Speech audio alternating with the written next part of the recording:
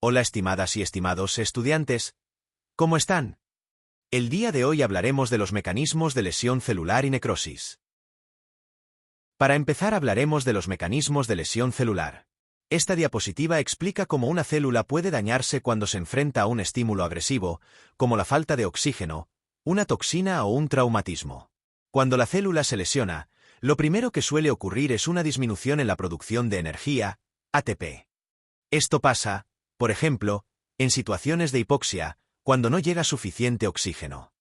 Al bajar el ATP, falla la bomba de sodio y potasio, que normalmente mantiene el equilibrio de líquidos y iones en la célula. Como consecuencia, entra más sodio y agua a la célula, mientras que el potasio sale. Esto produce hinchazón celular. El dibujo muestra que, a medida que el daño avanza, se distiende el retículo endoplasmático. El citoplasma se vuelve más claro por la acumulación de agua. Y pueden aparecer vacuolas, pequeñas burbujas en la célula. Este tipo de daño es reversible si el estímulo desaparece a tiempo, pero si persiste, puede avanzar a una lesión más grave o incluso a la muerte celular. Esta imagen muestra cómo evoluciona una lesión celular en el tiempo y qué cambios se pueden observar a medida que ésta progresa. En el eje vertical está el efecto de la lesión y en el eje horizontal, el tiempo o duración de la lesión.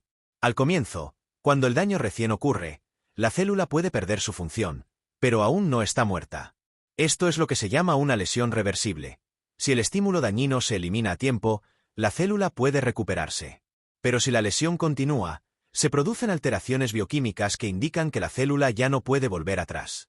En ese punto, la lesión se vuelve irreversible y se inicia la muerte celular. Luego de la muerte, empiezan a aparecer cambios en la estructura interna de la célula que se pueden ver con microscopio electrónico. Más tarde, esos cambios se hacen visibles con el microscopio óptico, y finalmente, si el daño es extenso, se ven cambios macroscópicos, es decir, a simple vista en el tejido u órgano afectado. Este gráfico ayuda a entender que la muerte celular no ocurre de forma inmediata. Hay una secuencia de eventos, y los cambios visibles aparecen más tarde que los funcionales o moleculares. Una lesión reversible ocurre cuando la célula sufre un daño leve que puede ser corregido si se elimina el estímulo que lo causó. En esta etapa pueden observarse hinchazón, cambios en los orgánulos y alteraciones funcionales, pero la estructura general de la célula se mantiene. Cuando el daño es más grave o prolongado, se supera la capacidad de adaptación. En ese momento se convierte en una lesión irreversible, lo que significa que ya no hay posibilidad de recuperación. Esto lleva a la muerte celular. Existen dos formas principales de muerte celular. La necrosis, donde la célula se hincha, se rompe y libera su contenido al exterior, generando inflamación en el tejido circundante. Y la apoptosis, un proceso mucho más ordenado, donde la célula se fragmenta en pequeñas vesículas que son eliminadas sin provocar inflamación. El esquema acompaña estas ideas mostrando cómo una célula puede recuperarse o terminar en muerte según la intensidad y duración del daño. Durante una lesión celular reversible ocurren una serie de cambios bioquímicos y estructurales que reflejan el esfuerzo de la célula por adaptarse al daño. Disminuye la producción de ATP porque las mitocondrias funcionan mal, lo que afecta a todos los procesos que requieren energía. Se genera acidosis láctica debido a que la célula cambia a metabolismo anaeróbico. Esto afecta el núcleo, provocando una condensación anormal de la cromatina. Las bombas de membrana dejan de funcionar correctamente por falta de energía. Esto provoca que entre sodio y agua, lo que lleva a la hinchazón celular y cambios en otras membranas internas. Finalmente, al afectarse la función de los ribosomas, se reduce la síntesis de proteínas. Los ribosomas se dispersan en lugar de mantenerse agrupados en el retículo. La tabla a la derecha compara cómo se ven distintas estructuras dentro de una célula normal versus una célula con lesión reversible, desde las mitocondrias y membranas, hasta los lisosomas y el núcleo. Cuando una célula sufre hipoxia o isquemia, lo primero que ocurre es una disminución en la producción de ATP, porque se interrumpe la respiración celular.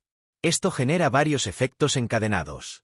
Aumenta el calcio dentro del citoplasma, lo que activa enzimas como fosfolipasas y proteasas. Las fosfolipasas dañan las membranas al romper los fosfolípidos. Las proteasas afectan el citoesqueleto, debilitando la estructura interna de la célula. También se liberan productos de degradación lipídica, que alteran aún más las membranas. Todo esto lleva a un punto crítico, el daño de membrana, que permite la salida de enzimas hacia el medio extracelular. Estas enzimas pueden medirse en sangre como marcadores de daño celular, como LDH, SGOT o CPKMB. Además, si hay reperfusión, es decir, vuelve a llegar oxígeno después de la isquemia, se pueden formar radicales libres que causan más daño, como peroxidación lipídica y alteración del ADN. En la parte inferior del esquema se resumen las consecuencias más visibles. Cambios en el núcleo como pignosis o cariólisis. Muerte celular, si el daño se vuelve irreversible. Y la liberación de enzimas al suero, que es lo que se detecta en exámenes clínicos. La hipoxia, es decir, la falta de oxígeno, puede activar distintas vías dentro de la célula. Algunas de estas ayudan a adaptarse y sobrevivir, y otras llevan a la muerte celular, dependiendo del contexto. Por un lado, se activa HIF1, factor inducible por hipoxia, junto con rutas como Pi3KKT o RAS-RK. Estas vías ayudan a que la célula se adapte al ambiente bajo oxígeno y aumentan sus probabilidades de sobrevivir. Pero si la hipoxia es más severa o prolongada, se inhibe mTOR, una proteína clave para el crecimiento celular. Esto disminuye la síntesis de proteínas para ahorrar energía y también puede activar autofagia, un mecanismo en el que la célula recicla sus propios componentes para sobrevivir por más tiempo. Si el daño se mantiene, el proceso puede progresar hacia necrosis, apoptosis o necroptosis, tres tipos distintos de muerte celular. Apoptosis es una muerte ordenada, mediada por mitocondrias y caspasas. Necrosis ocurre cuando el daño es muy intenso, es desorganizada y produce inflamación. Necroptosis combina aspectos de ambos. Es programada como la apoptosis, pero no necesita caspasas. Es regulada por proteínas como RIP1 y RIP3. Lo importante de este esquema es entender que la hipoxia no siempre lleva directamente a la muerte celular. Al principio puede activar respuestas de adaptación, pero si se sostiene, puede desencadenar rutas que terminan con la célula. Cuando la célula ya no puede adaptarse al daño, se activan mecanismos que marcan un punto de no retorno, llevando a su destrucción. Estos son los principales eventos bioquímicos que ocurren. Entrada masiva de calcio al citoplasma, que daña directamente las mitocondrias, bloqueando la producción de energía y liberando señales de muerte. Activación de fosfolipasas, que rompen los fosfolípidos de las membranas celulares, debilitando tanto la membrana plasmática como las internas. Activación de proteasas intracelulares, enzimas que degradan el citoesqueleto, dejando a la célula sin estructura ni soporte interno. Activación de endonucleasas, que rompen el ADN dentro del núcleo, provocando condensación y fragmentación nuclear. Ruptura de lisosomas, lo que libera enzimas hidrolíticas que digieren componentes celulares y favorecen la muerte y posterior fagocitosis de la célula dañada. En la tabla de la derecha se comparan las estructuras en estado normal y tras daño irreversible. Mitocondrias inflamadas, membranas con desintegración, ribosomas dispersos, citoesqueleto colapsado, y núcleo con signos claros de muerte celular como pignosis, cariorexis y cariólisis. Estos cambios ya no son reversibles, y marcan el camino definitivo hacia la necrosis o apoptosis según el contexto. Cuando una célula enfrenta hipoxia o isquemia, sufre una caída en la producción de ATP. Esto afecta directamente las bombas que regulan el calcio, provocando una entrada masiva de K superíndice 2 al citoplasma. El calcio proviene tanto del medio extracelular como del retículo endoplasmático, a través de canales activados por señales como IP. Inicialmente, la célula intenta compensar almacenando ese calcio en las mitocondrias, pero si la carga es excesiva, esto causa sobrecarga mitocondrial. El aumento sostenido de calcio activa varias enzimas. Fosfolipasas dañan membranas. Proteasas destruyen el citoesqueleto. Endonucleasas fragmentan el ADN. Al mismo tiempo, la mitocondria colapsa, se interrumpe la producción de energía, se liberan factores proapoptóticos como el citocromo C, y se forman radicales libres que amplifican el daño. Este conjunto de eventos marca el paso de una lesión reversible a una irreversible, guiando a la célula hacia la apoptosis, necrosis o necroptosis, dependiendo del contexto y de qué rutas estén activadas. Durante la isquemia o hipoxia, el agotamiento de ATP y la sobrecarga de calcio activan un grupo de enzimas llamadas fosfolipasas endógenas. Estas enzimas tienen una acción directa sobre la membrana celular. El calcio elevado activa las fosfolipasas que rompen los fosfolípidos, los principales componentes estructurales de la membrana. Al mismo tiempo, como hay menos ATP, la célula no puede sintetizar nuevos fosfolípidos para reemplazar los que se pierden.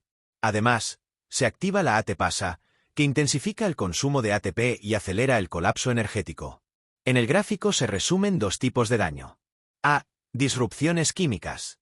Peroxidación lipídica. Los radicales libres atacan los lípidos, volviendo la membrana inestable. Clivaje enzimático. Las fosfolipasas degradan componentes estructurales. Alteración de la fluidez. Se pierde el orden normal de la bicapa lipídica. B. Rupturas físicas. Se forman poros, desgarros y nanoroturas que permiten la fuga de iones, proteínas y agua, sellando el destino de la célula.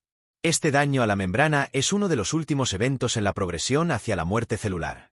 Cuando la membrana se rompe o pierde su función, ya no hay vuelta atrás.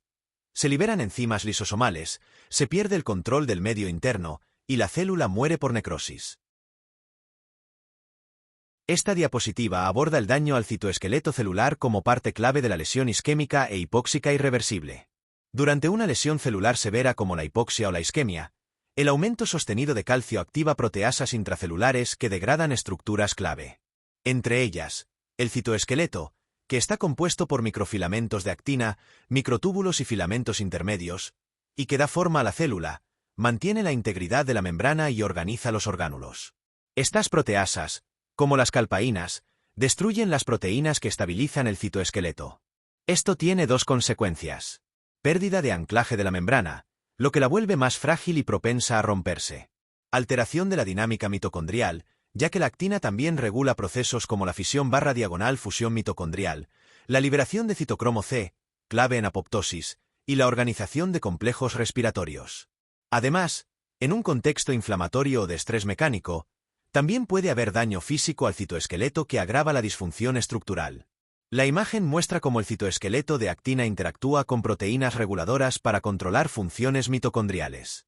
Si se pierde este control por acción de proteasas o ruptura estructural, se favorece la progresión hacia la muerte celular, especialmente por apoptosis o necrosis. Por otra parte, en condiciones de lesión isquémica o hipóxica, el ambiente dentro de la célula se vuelve ácido debido a la falta de oxígeno y acumulación de productos del metabolismo anaeróbico. Este cambio de pH y la pérdida de integridad de las membranas puede provocar la permeabilización de los lisosomas. Cuando eso ocurre, se liberan al citoplasma enzimas hidrolíticas, como adenasa, aerrenasa, proteasas, lipasas, catepsinas, entre otras. Estas enzimas, que normalmente están contenidas dentro del lisosoma, empiezan a degradar componentes esenciales de la célula: el núcleo, el citoesqueleto, las membranas y otras proteínas estructurales. En el esquema se muestra cómo proteínas como catepsina B y L son liberadas desde el lisosoma y participan en la degradación de actina y proteínas contráctiles, promoviendo la desorganización celular. Además, esta actividad se relaciona con la hidrolización de los filamentos de actina y miosina, que compromete aún más la integridad estructural. Una vez que la célula muere, los restos celulares pueden ser reemplazados por masas de lípidos llamadas figuras de mielina, que son fagocitadas por macrófagos o pueden unirse con calcio formando los llamados jabones de calcio. Este proceso es característico de una lesión celular irreversible y marca el paso definitivo hacia la muerte celular, especialmente en forma de necrosis lisosomal. Las ROS, especies reactivas del oxígeno, son moléculas que se generan normalmente en la célula, especialmente en las mitocondrias, pero también en peroxisomas y por algunas enzimas. Cuando hay un exceso de ROS, por ejemplo, durante una isquemia o una reperfusión, y los sistemas antioxidantes no logran controlarlas, se produce estrés oxidativo. Esto puede causar 1. Daño a lípidos, rompe membranas. 2. Daño a proteínas, afecta su función y estructura. 3. Daño al ADN, puede generar mutaciones. Si el daño es leve, puede ser reversible, pero si se acumula, se vuelve irreversible y lleva a la muerte celular. Ahora, pasando a los temas de necrosis y apoptosis. La necrosis no siempre es un proceso pasivo. Existe una forma regulada llamada necroptosis, que se activa cuando ciertas señales de muerte celular, como TNF, se encuentran con un bloqueo en la vía de apoptosis, por ejemplo, cuando la caspasa 8 está inhibida. En este escenario, se forma un complejo entre proteínas como RIP1, RIP3, FAD y TRAD, que activa el llamado necrosoma, una plataforma molecular que inicia la necroptosis. Luego, el complejo RIP3 activa una proteína llamada MLKL, que se mueve hacia las mitocondrias y activa una cascada que incluye APGAM5, una fosfatasa, y DRP1. Esta última provoca la fragmentación mitocondrial, un evento clave que lleva a la ruptura de la célula y, finalmente, a la muerte por necrosis. Este proceso es distinto a la apoptosis porque es desordenado, genera inflamación, y no requiere caspasas. Pero a diferencia de la necrosis clásica, es programado y controlado por señales moleculares específicas. La necrosis ocurre cuando el daño celular es tan intenso que la célula pierde el control de sus membranas, su contenido se libera y desencadena una respuesta inflamatoria local. Durante este proceso se observan 3 cambios nucleares característicos. Pignosis. El núcleo se condensa y se vuelve más oscuro. Cariorexis. El núcleo se fragmenta. Cariólisis. El material nuclear desaparece por completo. Existen 5 tipos principales de necrosis, según el tejido y el mecanismo involucrado. Coagulativa, típica de infartos. El tejido se conserva pero las células están muertas. Licuefactiva. El tejido se disuelve, común en infecciones y en el cerebro. Caseosa. Aspecto grumoso, como queso. Se ve en la tuberculosis. Grasa. Destrucción de tejido adiposo por enzimas pancreáticas. Fibrinoide. Necrosis de vasos sanguíneos, asociada a enfermedades autoinmunes. En todos los casos, la necrosis representa un daño irreversible y suele ser el desenlace de procesos como hipoxia, trauma o infecciones severas. Cambiando al tema de la apoptosis, esta es un proceso activo por el cual la célula se autodestruye de forma controlada, sin causar inflamación. Es fundamental tanto en condiciones fisiológicas como patológicas.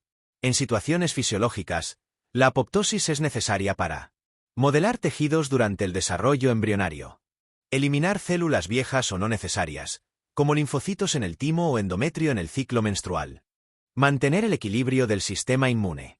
Por otra parte, en condiciones patológicas, se activa en respuesta a daño en el ADN, acumulación de proteínas mal plegadas, infecciones virales que inducen apoptosis como mecanismo de defensa.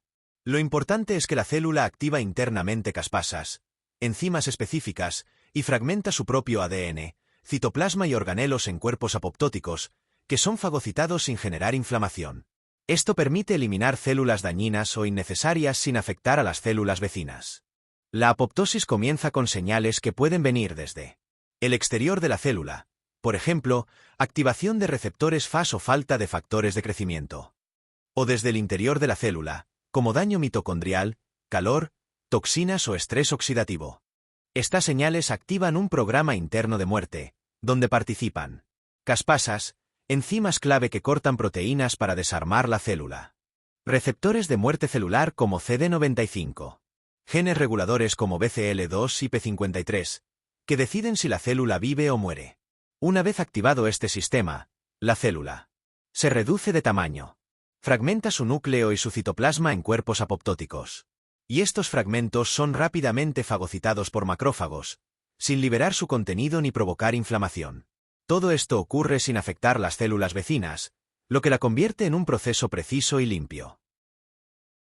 Para que la apoptosis ocurra, la célula debe recibir una señal que activa su programa interno de muerte. Estas señales pueden venir desde el interior de la célula cuando detecta daño, o desde el exterior a través de receptores específicos en su membrana. Ambos caminos, intrínseco y extrínseco, activan una cascada de caspasas que desmantela la célula paso a paso, sin afectar a las células vecinas. Lo importante es que todo este proceso está altamente regulado y permite que la célula muera de forma segura y ordenada. La vía intrínseca, mitocondrial, se activa cuando la célula detecta daño interno, como falta de factores de crecimiento, daño en el ADN o estrés del retículo. Esto provoca que las mitocondrias liberen citocromo C, que activa una cascada de caspasas, enzimas encargadas de desarmar la célula. Esta vía está regulada por la familia de proteínas BCL2, que decide si la célula vive o muere. Y la vía extrínseca, de receptores de muerte, se activa desde el exterior, cuando una señal, como FAS o TNF, se une a su receptor específico en la membrana celular. Esto también desencadena la activación de caspasas, sin necesidad directa del daño mitocondrial.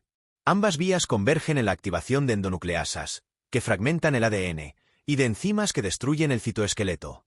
Por último, la célula se fragmenta en cuerpos apoptóticos, que son eliminados por fagocitos sin causar inflamación. Esta diapositiva ilustra en detalle las dos vías de señalización apoptótica. Vía extrínseca. Se inicia cuando moléculas señalizadoras externas como TNF o FAS-L se unen a sus receptores, TNFR1 o FAS-R, en la membrana celular. Esto activa un complejo con FAD y TRAD, que recluta y activa las caspasas iniciadoras, 8 y 10, dando inicio a la cascada de muerte celular. Vía intrínseca, mitocondrial. Se activa ante estrés intracelular, como daño al ADN, radicales libres o estrés del retículo. Este daño estimula la liberación de citocromo C desde la mitocondria, que junto a PAF1 y caspasa 9 forma el apoptosoma, iniciando la cascada apoptótica. Ambas vías terminan activando caspasas efectoras, 3, 6 y 7, responsables de romper el ADN, destruir el citoesqueleto y desensamblar la célula. Este sistema está finamente regulado por proteínas como BCL2, antiapoptótica, y VAXVAC, proapoptóticas, que determinan si la célula sobrevive o no frente a un estímulo. Otras formas de muerte celular programada son: la necroptosis es una forma especial de muerte celular programada, pero que provoca inflamación, como en la necrosis. Se activa cuando el receptor TNFR1, receptor de TNF, inicia una señal y, dependiendo del contexto celular, se puede dirigir hacia 3 rutas diferentes. Inflamación, panela. Cuando se activa NFB mediante adaptadores como TRAD, TRAF2-5, RIP1 y CIAPS, se estimula la expresión de genes proinflamatorios. Apoptosis, panel B. Si se reclutan FAD y caspasas, especialmente caspasa 8, se inicia la vía clásica de apoptosis. Necroptosis, panel D. Cuando caspasa 8 está inhibida, se activa un complejo entre RIP1 y RIP3, que a su vez activa a MLKL. Esta proteína se transloca a la mitocondria y junto a PGAM5, desencadena la ruptura mitocondrial y muerte celular con liberación de contenido intracelular. Esto convierte a la necroptosis en un mecanismo de plan B celular. Si la apoptosis falla, la célula igualmente muere, pero de manera más violenta e inflamatoria. A continuación, esta ilustración ayuda a visualizar con claridad el punto de decisión celular entre apoptosis y necroptosis, a partir de la activación del receptor TNFR1. Cuando TNF se une a su receptor, TNFR1, se forma un complejo con RIP1 y RIP3. A partir de ahí, la célula puede seguir 2 caminos. Si se activa caspasa 8, se inicia la apoptosis, una muerte celular ordenada, sin inflamación. Pero si caspasa 8 no se activa el complejo RIP1 o RIP3, que forma el necrosoma. Este necrosoma desencadena una serie de alteraciones metabólicas. Disminuye el ATP. Se acumulan ROS, especies reactivas de oxígeno. Aumenta la peroxidación lipídica. Se rompe la membrana mitocondrial y lisosomal. Se dañan proteínas, ADN y otros componentes celulares. Todo esto lleva a una pérdida total de integridad celular, causando muerte por necroptosis, con liberación de contenido intracelular y, por lo tanto, una fuerte respuesta inflamatoria. En el caso de la piroptosis, esta es un tipo de muerte celular inflamatoria que se activa ante infecciones bacterianas o daño en las mitocondrias. En este proceso, se activa un complejo llamado inflamasoma, como el NLRP3, que a su vez activa una enzima clave, caspasa 1. La caspasa 1 tiene 2 funciones principales. Madura citoquinas inflamatorias como IL-1 beta e IL-18, que son liberadas y amplifican la respuesta inmune. Activa GSDMD, una proteína que forma poros en la membrana plasmática, permitiendo la entrada y salida de iones, agua y otras moléculas. Esto lleva a la lisis celular. Además, la caspasa 1 puede fragmentar el ADN, pero a diferencia de la apoptosis, la célula revienta y libera señales proinflamatorias, alertando al sistema inmune. Por otra parte, la ferroptosis es una forma de muerte celular dependiente del hierro y se caracteriza por la acumulación de lípidos oxidados en la membrana. El proceso se inicia cuando se inhibe el transportador System XC, que normalmente intercambia cistina por glutamato. La cistina es necesaria para producir glutatión, un antioxidante esencial que activa a la enzima GPX4, la cual protege a los lípidos de la oxidación. Si GPX4 es inhibida, por ejemplo, por erastina, los lípidos se oxidan en presencia de hierro libre, liberado desde ferritina. Esta oxidación genera especies reactivas de oxígeno, ROS, que dañan proteínas, mitocondrias y ADN. El resultado, una acumulación masiva de lípidos oxidados, que lleva a una muerte celular distinta a las anteriores, sin inflamación, pero letal, la ferroptosis. Otra forma de muerte celular programada es la autofagia. Este es un mecanismo que permite a la célula reciclar componentes dañados o disfuncionales mediante su encapsulación en autofagosomas y posterior digestión en lisosomas. Aunque es un proceso de supervivencia celular, también puede influir en la muerte celular. Puede inhibir la muerte celular al eliminar elementos dañinos como mitocondrias alteradas o ROS. Pero también puede favorecer la muerte si la degradación es excesiva o si se combina con vías como la necroptosis, la ferroptosis o la piroptosis. Por lo tanto, la autofagia actúa como doble filo. Mantiene la homeostasis celular, pero también puede formar parte del desenlace letal dependiendo del contexto. Para finalizar, esta diapositiva complementa y profundiza en el proceso de autofagia, detallando sus etapas. Inicio. Se activa por señales como falta de nutrientes o daño celular. Elongación. Se forma una membrana que rodea los componentes a eliminar. Maduración del autofagosoma. Se completa la estructura que encierra los desechos celulares. Fusión con el lisosoma. El autofagosoma se une al lisosoma, cuyas enzimas degradan el contenido. Degradación. Los materiales reciclables se liberan al citoplasma. Este mecanismo permite a la célula recuperar energía y componentes útiles, especialmente en situaciones de estrés. Como ya mencionamos antes, aunque es un proceso de supervivencia, puede también participar indirectamente en formas de muerte celular si se desregula. Además, se destaca la contribución del premio Nobel Yoshinori Ohsumi, quien descubrió genes clave de la autofagia, marcando un antes y después en la comprensión de este proceso.